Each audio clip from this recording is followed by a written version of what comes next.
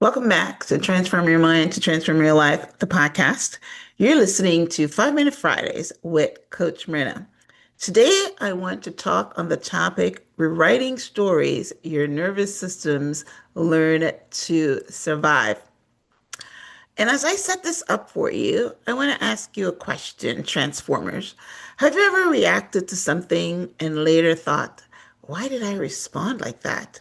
What did that trigger in me so deeply? Why do I keep sabotaging love, success, peace? Well, here is the truth. It is not that you're broken. It is not that you're dramatic. It's not that you lack discipline. Your nervous system learned a story, and that story was designed to keep you alive. Remember they always talk about the saber-toothed tiger and having to run and fight and to survive. That's basically what our nervous system was designed to do. And over the years, it's adapted to anything that, make you go into the fight or flight mode, and it recorded it. So it brings it back up when it thinks that it needs to protect you. So, today, in this solo life coaching episode, we're talking about how to rewrite the stories your nervous system recorded so that you can survive. And I'm doing this so that you can finally have the tools and the skills to live free. So, as we get started, let's set the table for what happened, why it is that your nervous system is doing this to you. It's not because it's your enemy, it's because it actually wants to protect you. So when you were a child, you didn't have language for trauma. You had adaptation. Everything was downloaded. They say until you're 7 years old, all you're doing is downloading. You're downloading your environment. You're downloading generational trauma. You're downloading when you cried, whether your mom picked you up or not. You're downloading how to trust your environment, right? So you just adapted. If love felt unpredictable, your nervous system learned hypervigilance. If anger exploded in your home, your nervous system learned to shrink. If you were criticized, your nervous system learned perfectionism. Hey, in order for me not to be criticized, I've got to be perfect. If I'm not perfect, then I get yelled at and it makes me feel bad. I don't like feeling bad. So what I got to do is I got to be perfect so that they will love me, right? If you were abandoned emotionally, your nervous system learned self reliance to the point of isolation. Your body encoded a story and it told it, it's not safe to speak. I must be perfect to be loved. If I relax, something bad will happen.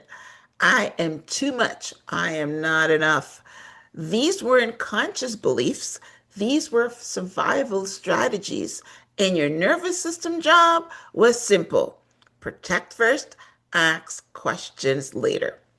So, the birth of the survival mode versus living mode. Your survival mode was born. Your nervous system is deregulated. You operate in fight, which is anger, control, overworking, flight, which is anxiety, business avoidance, freeze, numbness, procrastination, shutdown, fawn, people pleasing, overgiven. These responses were brilliant when you were powerless, but now they may be blocking intimacy, success, visibility, rest, and joy. You need to get rid of them. You need to rewrite the program. Your nervous system doesn't know that you're 45, 55, 65, and safe. It still thinks you're that 7-year-old child who was told to be seen and not heard. That 7-year-old who had to hide when daddy came home so as not to be yelled at. So it keeps replaying the same script. I was big on avoidance. For years, I practiced giving people the silent treatment. My uncle was my caregiver when my mom left stuff with her mom and immigrated to Canada. So my uncle, which was her brother, lived in the house with us. And because we had no father there, he decided that he was going to be the father. And he beat us. And I learned to hate him. And how did I respond? I responded by shutting down, by stop talking to him. I remember there's one time that somebody gave me a message to give him, and I couldn't even deliver the message. That's how powerful my emotions were against him. From that experience, though, my nervous system learned to shut down whenever someone did something to me I didn't like. I would never confront. All my relationships were the same thing. I would never confront. I started texting and letter writing because I couldn't stand up in front of somebody and tell them how I felt. I shut down. Today, my brain still wants to tell me to do that, but I know better. So whenever I get the urge to text somebody, to be, covert, I said, nope, I'm not doing it. I am going to talk it out. I am going to fight it and do exactly the opposite. And that is how you rewrite your script. So, you ever heard the saying, your issues are in your tissues? It is true. It is in your tissues. Your story is in your body. You can't get rid of it just like that. And that is why most people get it wrong. You cannot rewrite your nervous system stories with just your mindset alone. You can't affirm your way out of survival wiring. The body must feel safe before it will release protection. And that is why somatic work matters, which is sound healing, which is why breath work matters, because that is calming your nervous system and your vagus nerve. That is what that does, which is why slowing down matters. Safety is not a thought. It is a felt experience. You got to feel it in your body, right? So, how do we begin to rewrite the story? Let me give you some practical steps.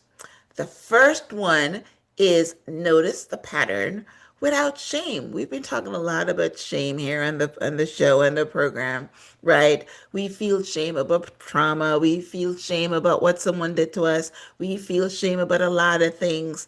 And when you overreact and shut down, ask yourself, what is my nervous system protecting me from right now?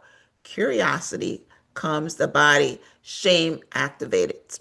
And they say that if you want to change anything, you first have to be aware of it. You first have to look it in the eye, right? And say, why are you here? What is it you're doing? What is it you're trying to tell me?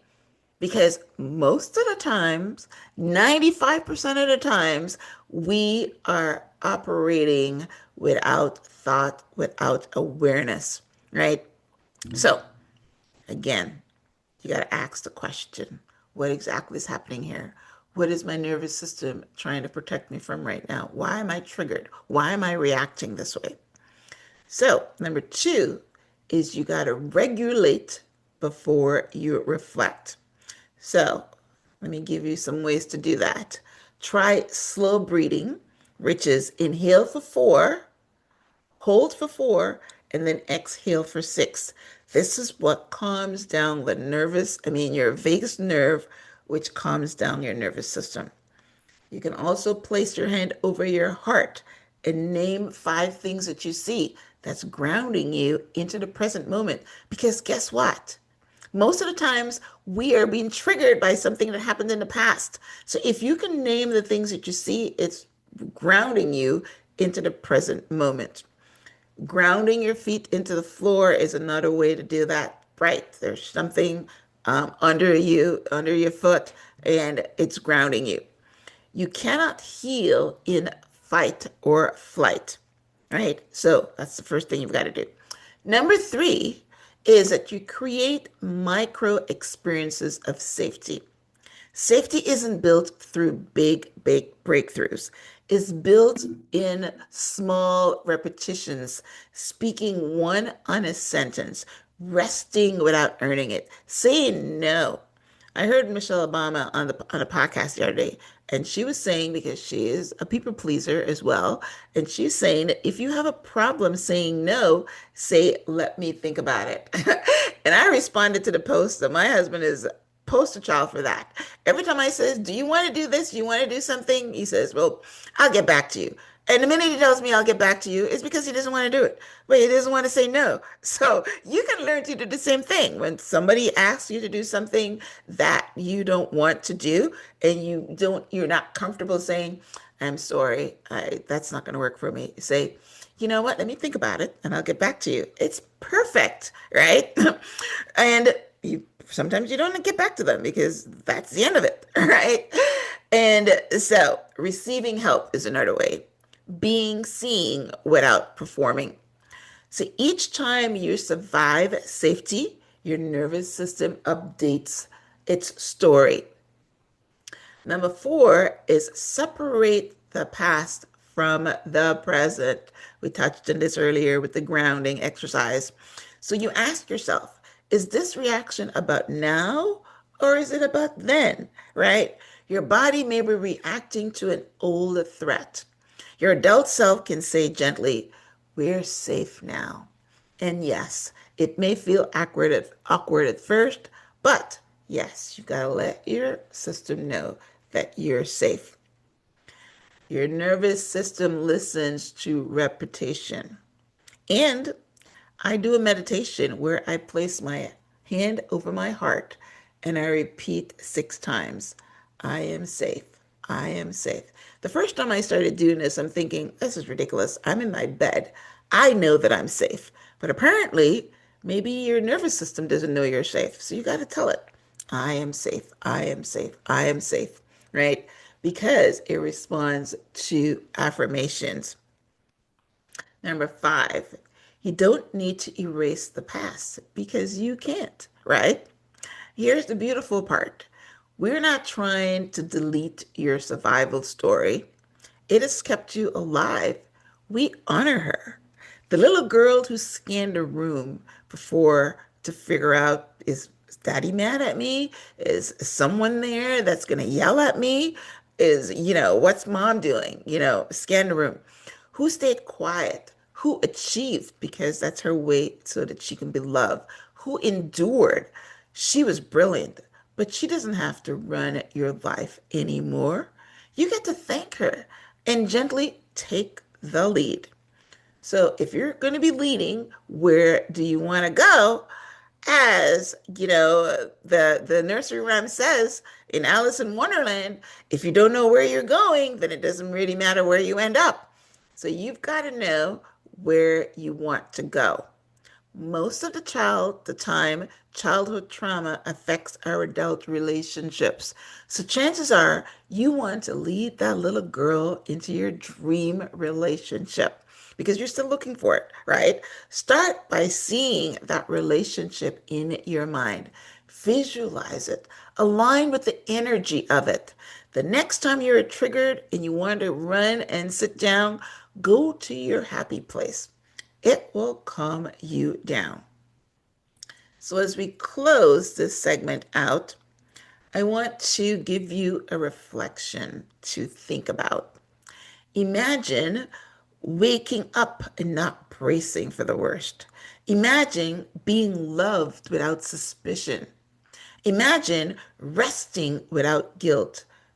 People keep telling you got to do something when you rest, you're lazy or something, right? Imagine success without panic, success without thinking, who is going to take this away from me, right? You're not panicking. This is what happens when your nervous system learns it is safe to live. You are not too sensitive. You're not too broken. You're not too damaged. You are wired for survival. And now go get to wire for safety. Rewire your nervous system for safety. So, if this episode resonated with you in any way, share it with another woman who is tired of surviving and ready to start living. And remember, you don't heal by forcing yourself to be different. You heal by teaching your nervous system that it no longer has to fight for its life. Until next time, keep transforming your mind so that you can transform your life. Namaste.